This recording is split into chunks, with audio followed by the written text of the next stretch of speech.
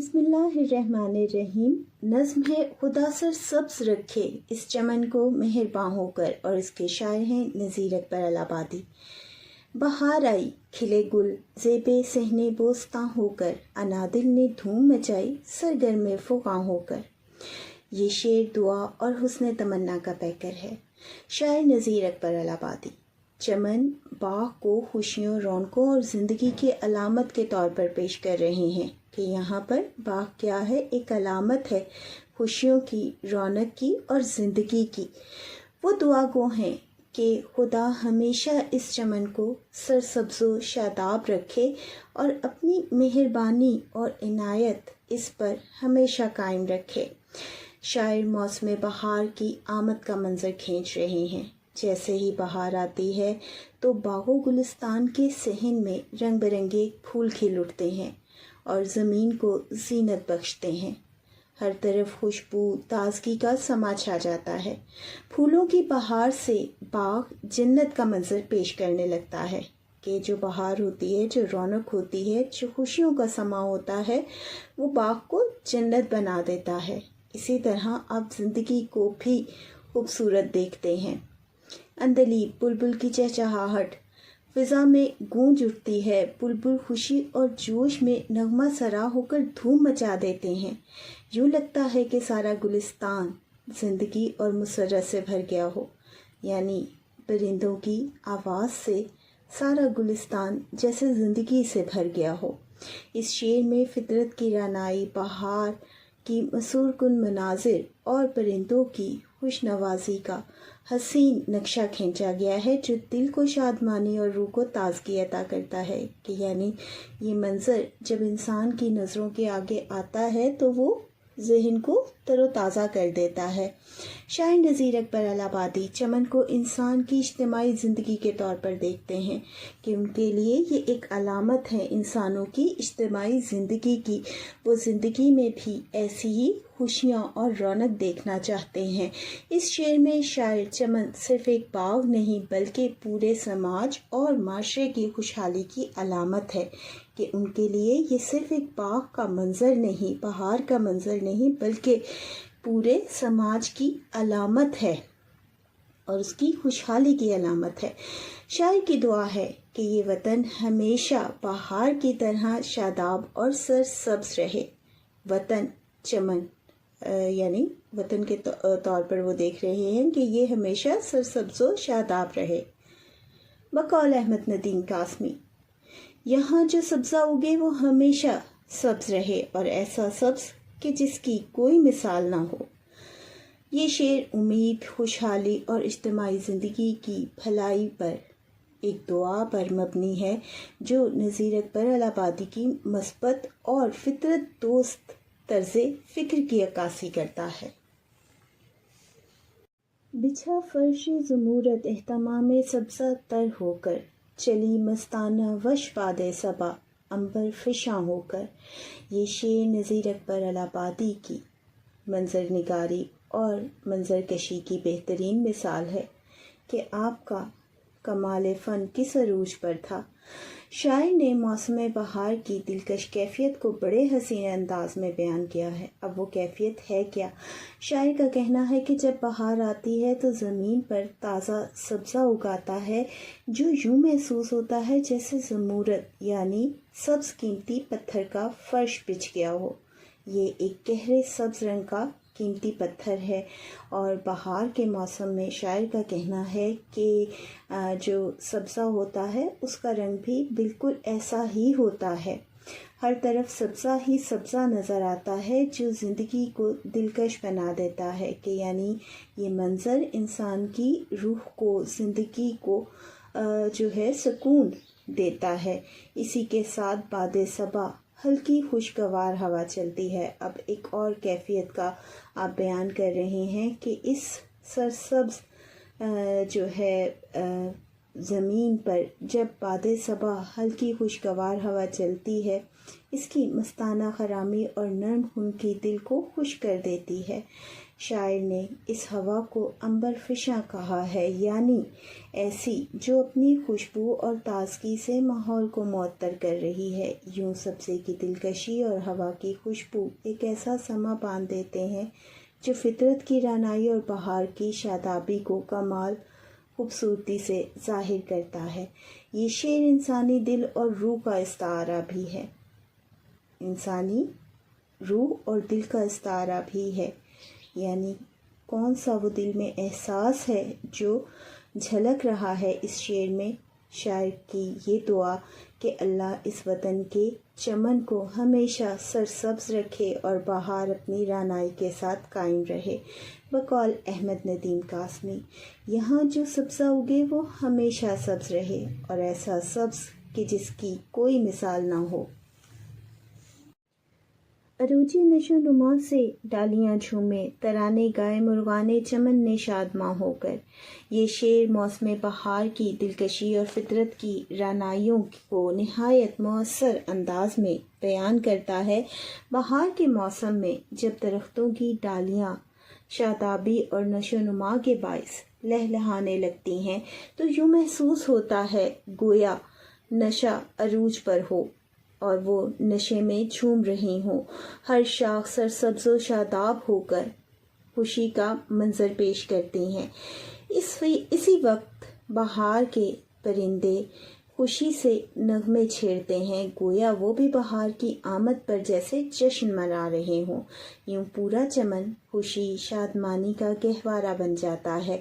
یہ منظر قدرت کے جمال، زندگی کی تازگی اور بہار کی مسرتوں کی عکاسی کرتا ہے۔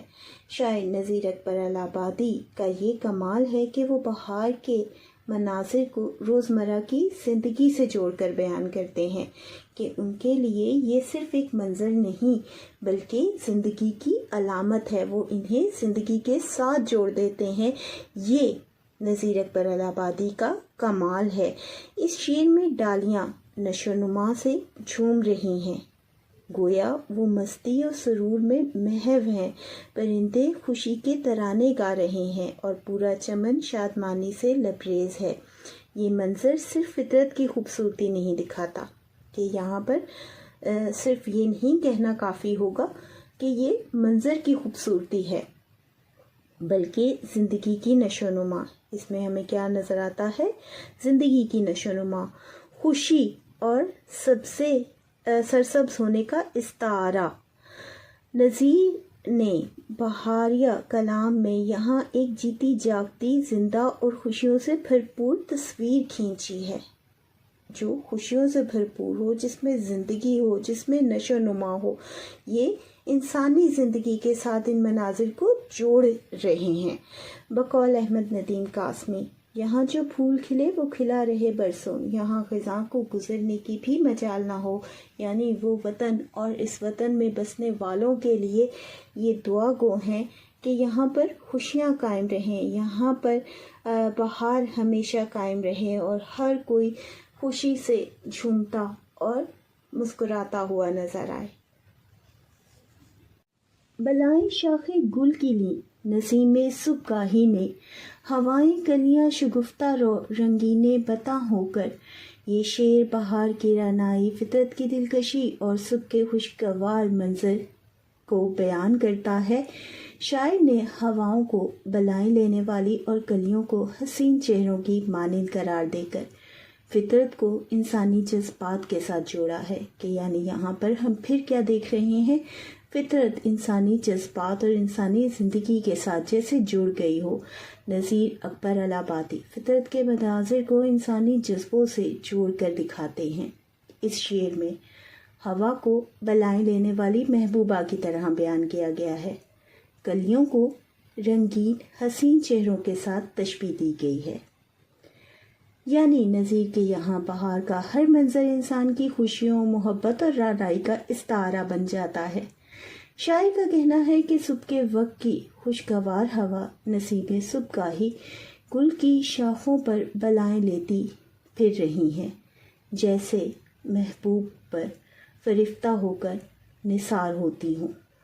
وہ نرم و نازک ہوا پھولوں کے گرد یوں گردش کر رہی ہے گویا کسی حسین کے گرد عقیدت سے طواف کر رہی ہوں، یعنی وہ ایسے ہیں جیسے عقیدت کے ساتھ ان کے گرد طواف کر رہی ہوں، اپنی محبت کا اظہار کر رہی ہوں۔ اسی کے ساتھ کلیاں بھی کھل اٹھتی ہیں۔ اب ایک اور منظر جو زندگی کے ساتھ جڑتا ہے کہ اس طرح سے جب ہوا ان کے گرد جھومتی ہے تو کلیاں بھی کھل اٹھتی ہیں اور اپنی رنگینی اور رعنائی کے سبب یوں معلوم ہوتا ہے کہ ناز و ادا سے بھرپور حسین چہرے مسکرا رہے ہوں، یعنی بہار کے موسم میں چمن کی ہر شے زندہ دل، شاداب اور پرکشش ہو جاتی ہے۔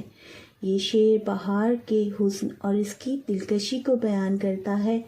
بقول شاعر، ہر سمت گلستان میں وہ انبار گلوں کے، شبنم سے وہ دھلے ہوئے رخسار گلوں کے۔ نسیم سحر کو عاشق کی طرح اور کلیوں کو حسین چہروں کی مانند قرار دے کر شاعر نے فطرت کو محبت کے رنگ میں پیش کیا ہے۔ کیا پھولوں نے شبنم سے وضو، صحن گلستاں میں صدائے نغمہ بلبل اٹھی بانگے ازاں ہو کر۔ یہ شعر فطرت اور بہار کے دلکش منظر کی عکاسی کرتا ہے۔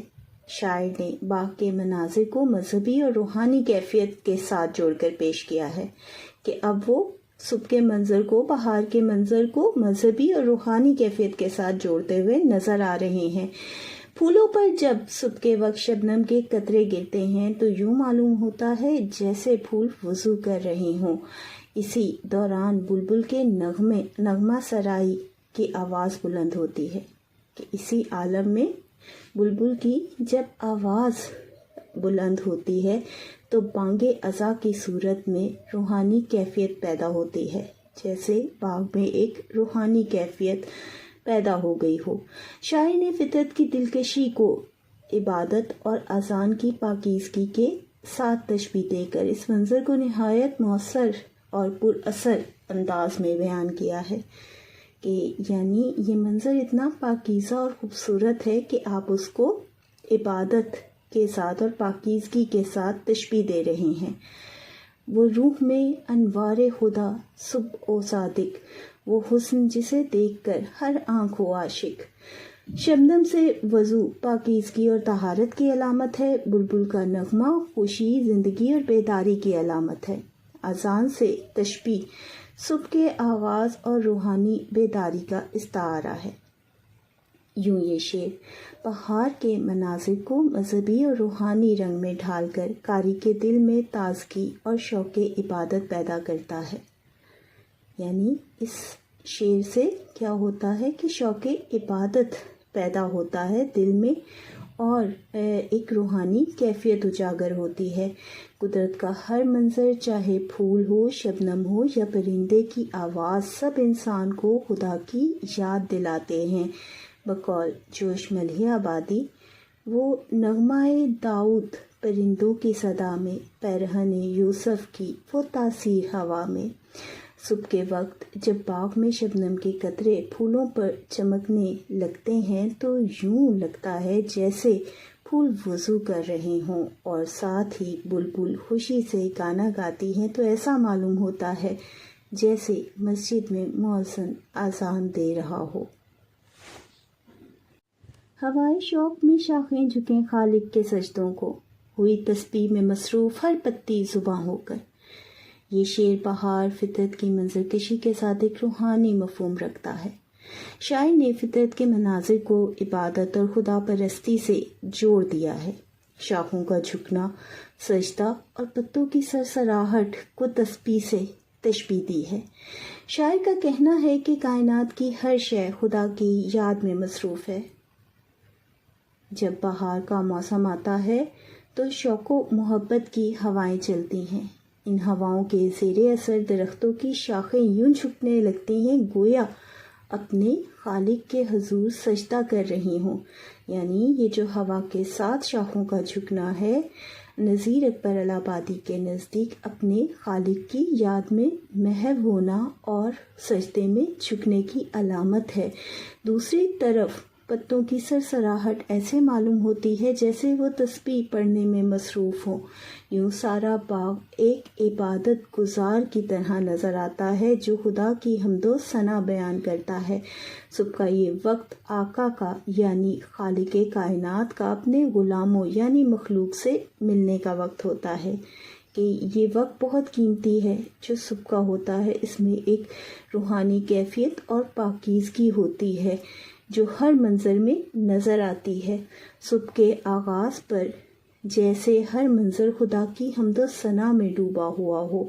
یہ شعر روحانی پاکیزگی اور گہرائی کی عکاسی کرتا ہے۔ صبح کے وقت ہوا کے ساتھ شاخوں کا جھکنا گویا ایسے ہے جیسے خالق کے حضور سجدہ ریز ہوں۔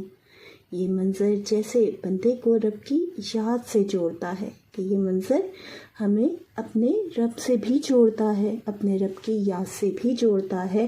صبح کے وقت پتوں کی سرسراہٹ جیسے سبحان اللہ کی تسبیح کا ورد جاری ہو، یعنی ہر منظر انسان کو رب کی یاد سے جوڑتا ہے اور کائنات میں ایک ہی حقیقت بیان ہوتی ہے۔ بقول شاعر، کوئی تو ہے جو نظام ہستی چلا رہا ہے وہی خدا ہے، دکھائی بھی جو نہ دے نظر بھی جو آ رہا ہے وہی خدا ہے، تلاش اس کو نہ کر بتوں میں وہ ہے بدلتی ہوئی رتوں میں، جو دن کو رات اور رات کو دن بنا رہا ہے وہی خدا ہے۔ زبان برگ گل نے کی دعا رنگین عبارت میں، خدا سر سبز رکھے اس چمن کو مہرباں ہو کر۔ یہ شعر فطرت کی خوبصورتی اور شاعر کی دعا پر مبنی ہے۔ شاعر کا کہنا ہے کہ پھولوں کی پتیاں گویا زبان بن کر رنگین اور دلکش انداز میں دعا کر رہی ہیں۔ ان کے نزدیک یہ منظر ایک دعا ہے۔ یہ دعا اس باغ چمن کی سرسبز اور شادابی کے لیے ہے۔ شاعر نے پتوں کی خاموشی کو بھی ایک خوبصورت دعا سے تعبیر کیا ہے، جیسے وہ اپنی رنگین اور خوشبو کے ذریعے خدا سے دعا کر رہی ہوں۔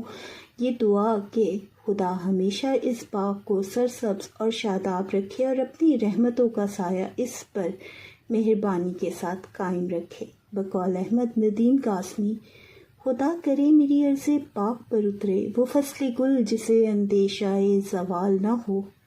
یہ شعر فطرت کی زبان کو ایک روحانی کیفیت کے انداز میں بیان کرتا ہے کہ بنیادی طور پر ہمیں ظاہری طور پر فطرت کی زبان نظر آتی ہے، فطرت کی عکاسی نظر آتی ہے، لیکن در حقیقت ایک روحانی کیفیت ہے۔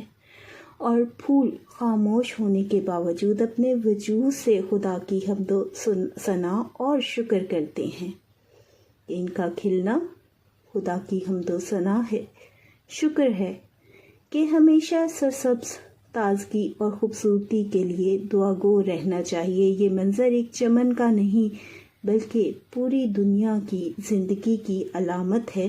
جیسے باغ سرسبز ہو تو دل کو خوشی ملتی ہے، ویسے ہی انسان کی زندگی بھی سرسبز و شاداب، خوشیوں اور رحمتوں سے بھری رہے۔ بقول احمد ندیم قاسمی، یہاں جو پھول کھلے وہ کھلا رہے برسوں، یہاں خزاں کو گزرنے کی بھی مجال نہ ہو۔ نذیر اکبر الہ آبادی کے بھی اپنے وطن، اپنے چمن کے لیے اور پوری انسانیت کے لیے یہی دعا ہے کہ یہاں جو پھول کھلے وہ سدا کھلا رہے اور یہاں خزاں کو گزرنے کی مجال نہ ہو۔ اس چینل کو زیادہ سے زیادہ اپنے دوستوں کے ساتھ شیئر کریں تاکہ اس کوشش کو مزید آگے بڑھانا ممکن ہو سکے۔ اللہ حافظ۔